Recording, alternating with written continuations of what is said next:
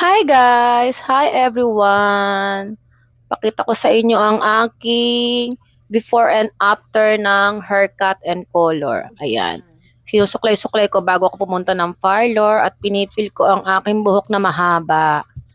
Nagplanong magpagupit at magpagkulay ng buhok. Kasi nga, ang aking buhok ay napakahaba na. Ang hirap mag-blower. Jikang kakaro. Ayan, pil na pil ko yung mahabang buhok ko.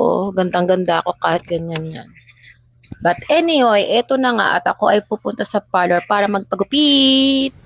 Ayan na, at magpakulay pala ng buhok.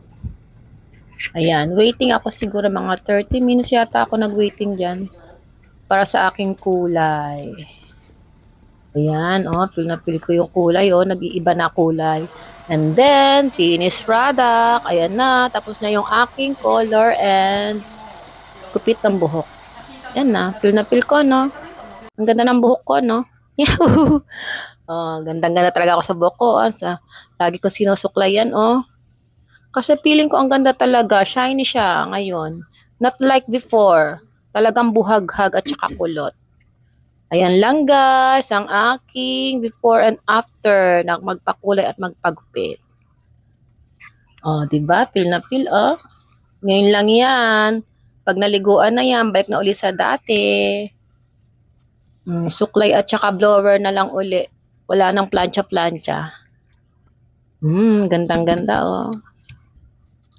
Yan lang guys. Bye-bye. Thanks for watching. Sayonara.